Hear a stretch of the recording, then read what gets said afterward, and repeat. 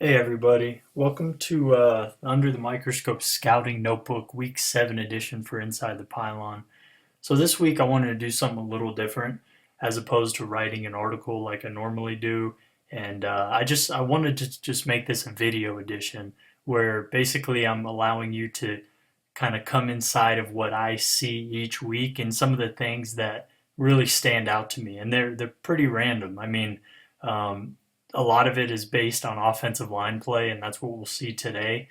But I have some mixed in things here from scheme perspective, from other position perspectives, really the goal of what I'm doing here with the Scouting Notebook is, how we watch Sports Center or NFL Network or read other articles for highlights of the week, for things that happened and players that stood out, things that stood out, and oftentimes a lot of that analysis is based on wherever the ball is on the football field. And a lot of where my eyes go when I watch football has nothing to do with the ball. I'm watching everything that happens outside of that, and I would argue that that's kind of where the game is really played. Where the beauty of the game lies is in play away from the ball. That's where you see a lot of the nuance, a lot of the technique, and a lot of the battles that are being fought inside of the overall war of the play, if you will. So I have about 13 plays, maybe 14 plays here that I'm just going to kind of run through and just kind of, tell you what I see. So this right here is from Miami and Buffalo. The Dolphins right now, they've ran for over 200 yards in back-to-back weeks. Their offensive line, this five at least right here, they've only started two games together, the last two.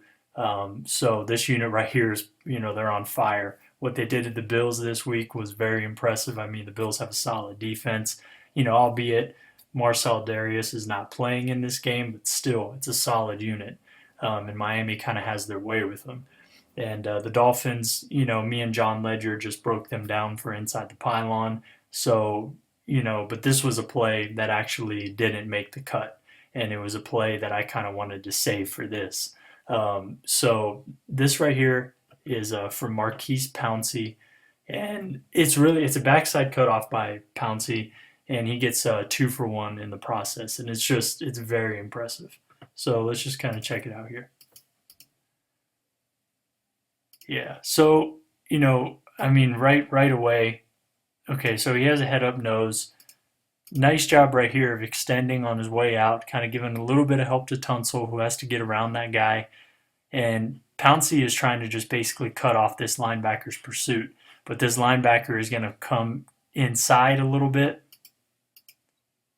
Really nice job by Pouncey here to be patient, to take a good angle and just kind of come to balance in space. He sees that linebacker pause and kind of go underneath, like I said, and he's really just going to help out Tunsil here by taking out his man, which is also going to take out his primary target in the process. I mean, that's a beautiful play from the center. Mental processing is really on display here by Pouncey, and really just coordination and balance and space, and just the ability to move on, from your primary target to your secondary, and wind up taking out both in the process. The backside cutoff for a center, that is something that is one of the, and really for any position on the offensive line, the backside cutoff is a great opportunity to display a lot of nuance of who you are as a player. You know, I think it stems from the angles that you're taking to the second level, how you come to balance in space, how you fit on smaller, quicker players at the second level or third level, whatever it may have you. And even LaCharles Bentley just came out with an article a couple days ago on his website that says for high school offensive linemen, if you're making a highlight tape, put on backside cutoffs, because a lot can be gleaned from seeing an offensive lineman attempt a backside cutoff, especially like this in space. So it was just a really impressive play by Pouncey. And if the runner did happen to cut back here, because of Pouncey's backside cutoff, he would have a lot more room than normal to work in. So just a great job by Pouncey there. So this is from Monday night, Broncos Texans. This was a big game for Denver. Their offensive line, first game of the year against Carolina. I mean, they had their way. And Carolina's defense has proven to be probably a little bit overrated this year. But still, I think this offensive line compared to last year is tenfold better. Um, so they've had some struggles the last few weeks because Donald Stevenson, the right tackle here, number 71 in the screen, went down. And it kind of threw a wrench in everything. Schofield went out to right tackle. Um, and then Sembrelo came out to right tackle. Schofield's a better guard, and Sombrero's just not ready to play. So this right here, this unit is their unit moving forward. This is the true starting five. They've only had this unit on the field for a handful of weeks this season.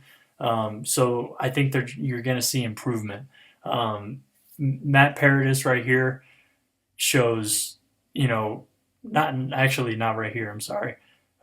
Russell Kung is the guy I wanted to highlight here. Paradis is the guy I just wanted to kind of say, he's a guy last year who I was highlighting that guy. I probably highlighted him 2 dozen times on Twitter, just for all the things that he was doing in the run game and the outside zone specifically, and then reach blocking people, getting his hips and his body around, and then when he couldn't get around, pushing the guy towards the sideline. That's kind of the how you're taught, as an offensive lineman in the zone. If you can't establish that reach, then you just turn and just run that guy down the line of scrimmage. So that's something that he is masterful at. But right here, Russell Okung at left tackle versus Davian Clowney. This is another backside cutoff. But I kind of asked a couple people who know more than me about offensive line. What would you call this technique? And they just said just being a grown man. And that kind of made me laugh. I think you'll see why when I play this play. Watch Russell Okung, watch him establish really good position on Clowney, and then watch what he does with his outside hand. Right there. I mean, there's a lot of malice behind that, and as evaluating offensive line, you'd love to see that. So he has really good position on him, but he's going to, and the really savvy left tackles in the NFL, like Trent Williams, is masterful at this. Just taking that outside hand, and this is almost like a slingshot technique, but it really isn't here. He's taking that outside hand, and he's just going to whip down on Clowney's inside shoulder. I mean, that's just the veteran Okung just kind of taking Clowney to school there, and it's just a really, really nice job. So this right here, I wanted to highlight.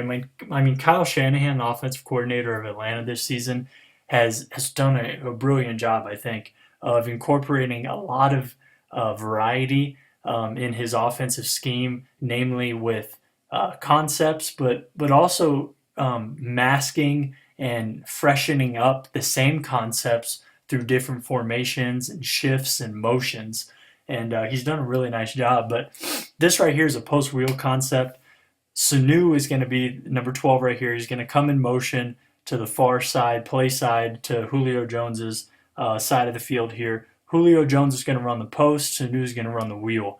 And just watch how much attention Julio Jones draws, and for good reason. I think he's the best receiver in the league.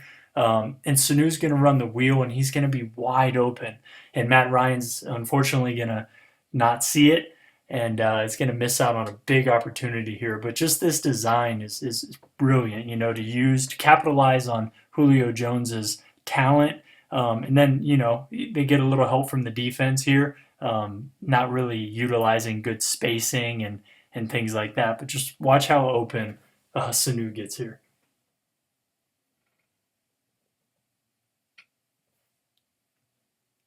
I mean, that's a big missed opportunity here.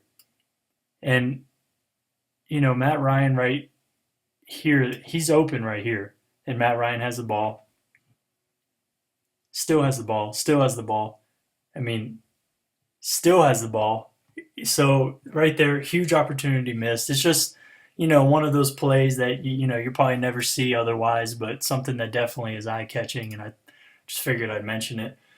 So Seattle here, you know, a lot of people have been talking about their offensive line, and for good reason, I think. They're really struggling. And I just wanted to look at it from my perspective. I wanted to give my perspective and look at it from a micro type of level, an individual level, and just kind of break down the nuance here that I see or the lack of nuance. So, the right tackle here, I put foundation on the screen because his foundation is bad as soon as he comes out of his stance and he can't recover from it. And he's going to get beat pretty bad here by Calais Campbell. So we're watching the right tackle. He's going to come out of his stance, and his footwork is going to be pretty atrocious, to be honest. Yeah, you could see that just looks awkward, but let's kind of break it down as to why. So right here, this is just a false step. I mean, so he's setting, vertical, and he steps out towards the defender, which compromises his base. He's way too wide. He's leaning forward. And then right here, though, his base is compromised. He's way too narrow. I mean, and it doesn't matter what he does with his hands at this point because the foundation of your strike as an offensive lineman is your feet. So when your feet are compromised like that, it's going to be tough to recover and to build a house, to form an anchor, to take on this speed to power rush. And another thing is he's playing on his toes. I mean, as an offensive lineman, you never want to play on your toes because you have no balance. You can even try it. Just get on the balls of your feet or your toes and try to have somebody push you and counter that and mirror them. You want to play on your foot. So him on his toes right here, I mean, there's no way he's going to recover. You see that right foot, toes, toes again, and this is what happens when you do that, especially against somebody like Calais Campbell. So really, from start to finish, that was bad. You start bad, you end bad as an offensive lineman. Almost 10 times out of 10. So yeah, that's just on an individual level, the right tackle there just he clearly struggles with his pass sets, and studying a lot of Seahawks tape this year, it's pretty repetitive. Here, I wanted to focus on the right guard his hips, and the left tackle's use of hands or lack thereof. So let's focus on the right guard here first. So as an offensive lineman in pass protection, you always want your hips square to the defender because it eliminates their options. It doesn't give them a two-way go. If you turn towards them, you're going to give up your inside. So he's covering up the inside here. Fine. You want to keep your hips square right here. Hips turn, hips turn. His hips are facing the sideline, and his upper body is trying to block a defender straight up field. And this basically right here is just giving him the inside. It's putting a welcome mat on that inside. And it really doesn't. It looks bad. Look at Ifedi's right ankle. I mean, right there. I mean, you could get hurt with bad technique on the offensive line, and this is just. I mean, this is not good. I mean, your hips facing the sideline here, you're giving yourself no chance. You're completely off balance. You're on one foot, and it all stems from the hips. If your hips were square right here, this would be fine. This shouldn't be any problem at all. But he almost breaks an ankle, and Russell Wilson, I mean, he had a rough day, and it's because of stuff like that. So let's look at the left tackle here. He's going against Chandler Jones out here on the left. So right here, I mean, he loses half-man leverage here, and he almost sticks out his chest to invite that contact, which is just odd. Chandler Jones is long-arming him here to create space, and he just can't recover. Right here, he's beat. I mean, Chandler Jones has outside leverage. The offensive lineman, the left tackle, does not have the half-man relationship any longer. And he's just kind of at the mercy of the defensive lineman right here because he willingly almost exposes his chest. It's almost like he cocks his arms back before he strikes, and he just gets a little push-pull, and he's on the ground. I mean, that's tough for Russell Wilson, in this offense to succeed when you guys playing with technique like this. When you have guys playing with technique like that, it's just, you know. So, yeah, excuse that ABC up there. That's actually just not supposed to be there. But again, we're going to look at the technique of offensive linemen here. Uh, it's pretty hard to watch, to be honest. So this right here just looks like a miscommunication. I don't know what slide protection or what sort of protection this is. If Fetty's covering up the inside versus nobody, um, and the right tackle looks like he's kind of doing what he's supposed to. I'm not sure what Fetty was thinking here. I can't 100% pinpoint this on him, but it certainly looks like you shouldn't be covering up the inside here unless you expected that right tackle to be covering up the inside as well. But then I'm not sure who's blocking that end man. So, yeah, just a miscommunication here. So, really not even so much technique at all. It's just, it's a combination of poor technique, and then almost, just miscommunicating. I'll be a little more friendly there. I was going to say something that, yeah, that just watching Seattle's offensive line is tough. So here I wanted to highlight Max Unger, the center for the Saints, and the job he does against Dontari Poe. Look at him match that leverage that Poe's playing with and dig him out. Gets a little help from Jahari Evans there. Nice hole. I mean, Unger had a nice game, and he's going against he's giving up probably about 50 pounds here. I think Dontari Poe's listed at 346 and Unger's listed at 305. And when a guy's on the light side, typically you're a little more generous. When a guy's on the heavy side, you're a little more lenient on the weight. So there's probably at least 50-pound difference here, and he just moved him out of the way. Nice job here of just sustaining the block and just being patient for that linebacker to flow. He winds up getting rolled up on, but still another nice 4-yard gain.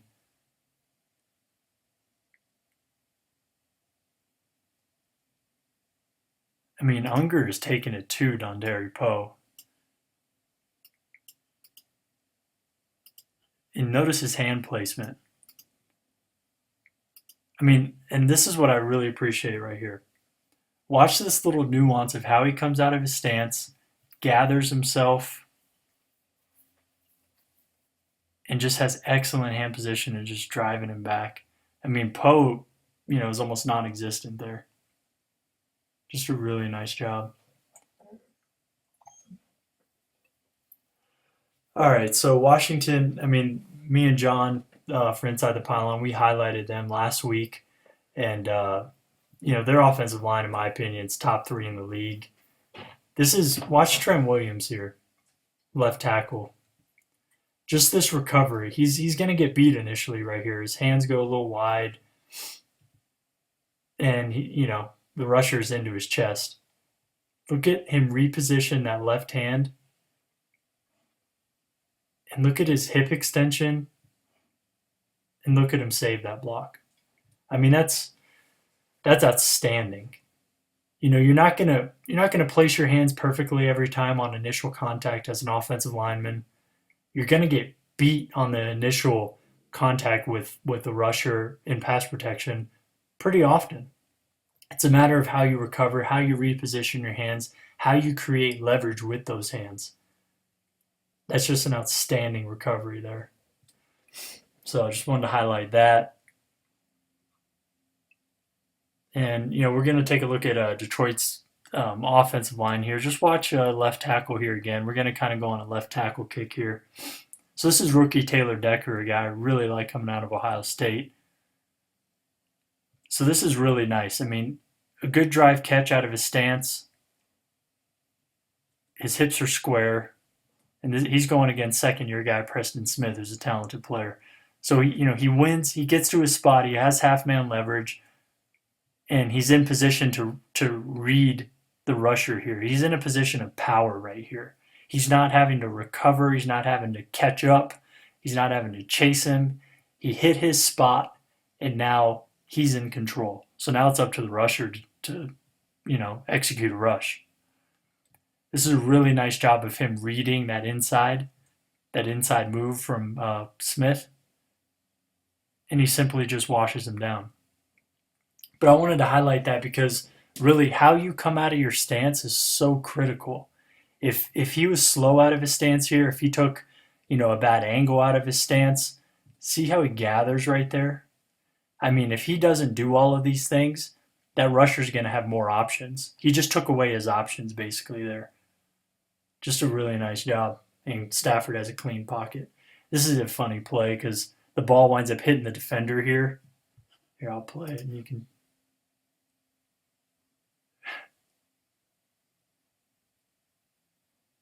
Kind of an odd play there. So again, left tackle Jason Peters. I mean, we're going down the line here. He's going against Everson Griffin, who's an elite pass rusher in the NFL. Watch how he comes out. Jason Peters drive catch.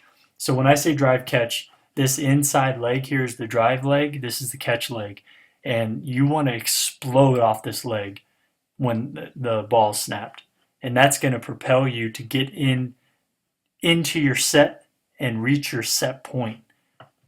And just watch Jason Peters here. I'll play it. I mean, watch. So really nice initial movement. I mean, he gets to his spot so quickly. He's in position to just react to the rusher and very calmly. So Griffin's trying to. So really good offensive linemen can do this, where you almost bait the rusher when they strike. So if he were to be impatient, over aggressive here, and he strike first, he'd give the defensive lineman a really good opportunity to counter. But he lets him make his first move, and it really gets him off balance, and then he immediately follows it with his strike. And because he was in such good position, he's able to just run him around the quarterback. Really nice job by Peters there. All right, so Peters actually gets hurt in this game. You can see he's not in right here, but I wanted to look at Jason Kelce, the center. So having Kelce, who's maybe the most athletic center in the NFL, stuff like this can happen. So watch the center and watch Eric Kendricks.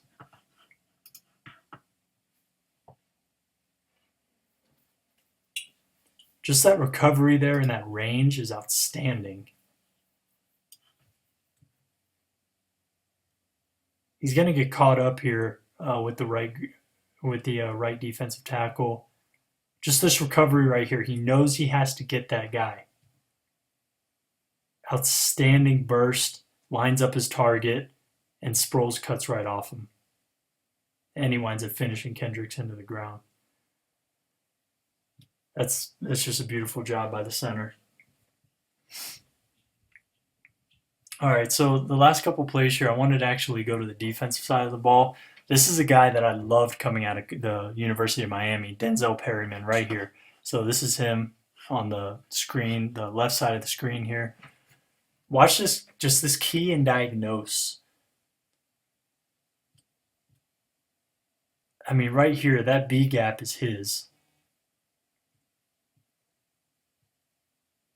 Fullback comes up, creates an extra gap. So now Bosa is going to cover this gap right here, and Perryman's going to instantly fill that gap that gets created. Just watch him key.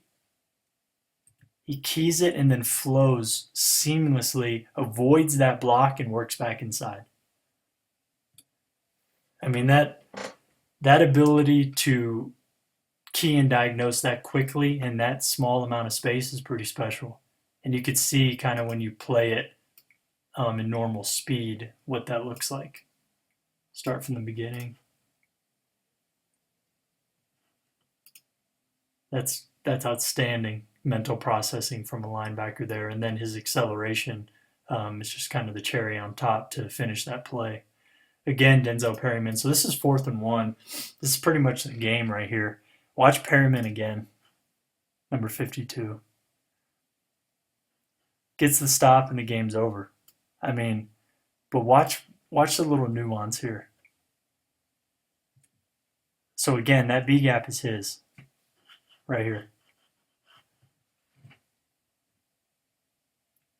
And Atlanta's in the 13 personnel running outside zone. They love that formation. They love that play. See that just that little he keys he knows it's zone.